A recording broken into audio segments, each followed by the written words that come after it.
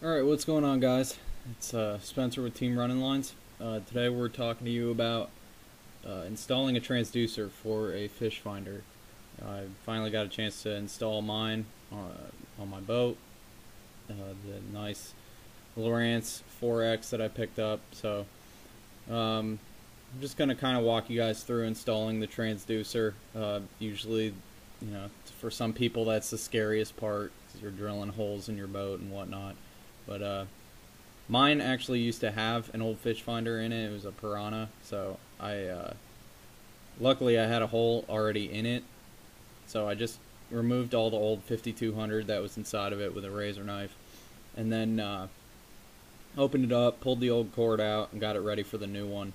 I actually got to install the new transducer in the exact same spot as the old one, so I got to use a lot of the old holes. They were already pre-drilled, but it would be no different doing this than if you were installing it for the first time in your own boat.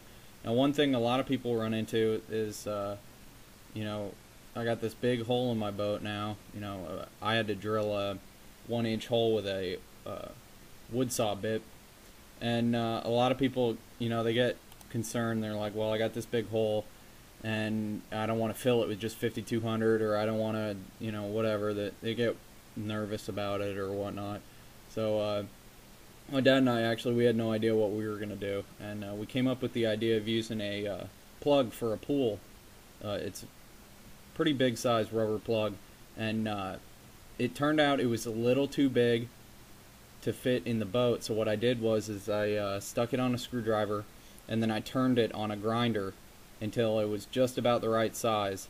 We drilled a hole in the middle of it, and I put a cut down the side of it, and the thing slips right over the cord perfectly, and it fit perfectly into the hull of the boat. So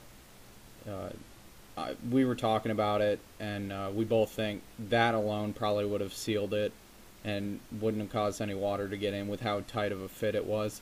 But we ended up going over it with 5200 anyways, so we got a really nice a flush fit for the wire.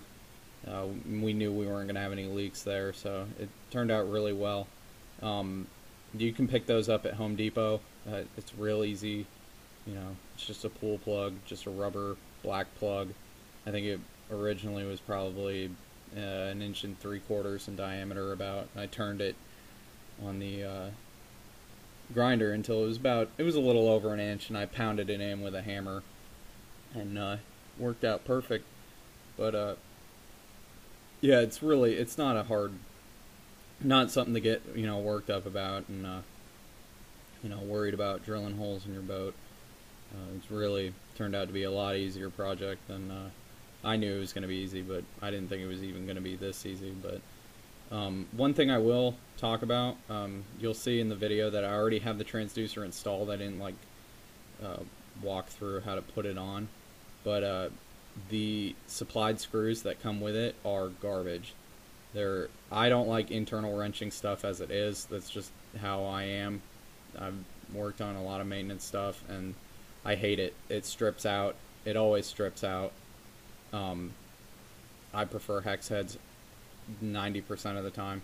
So I went to Ace Hardware. I bought slotted hex heads and I replaced all of the screws with the slotted hex heads, because the ones that they gave you were just tiny wrenching surface. They stripped immediately. There was nothing you could do about it. I was using screwdrivers, screw gun on the lowest setting. It didn't matter. They stripped almost immediately. They were just garbage screws.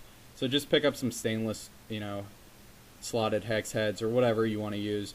I mean, you could even use Phillips like what they supplied, but get a Phillips with a little bit of a bigger surface area for wrenching on it. Don't use something ridiculously tiny like they supplied. I mean, completely unnecessary for them to do that, and I was actually a little bit frustrated that they did do that, because that added, like 2 more trips to Ace Hardware for me. But it is what it is. I got it installed. It was really no big deal.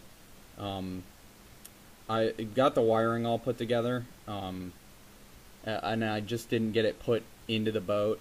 Really, all it is they supply you with the power cord, and there's a fuse that they have you install. It's all crimp connections, so that's no big deal. if you know anything about just basic wiring, you can do it yourself. It's not an issue. If anyone has any questions or needs help with that, you know, just send me a message. I'll walk you through it. I ended up putting just not spade end connectors, but ring terminals on the ends of my wires. So, no big deal. If you guys got any questions, let me know. Later.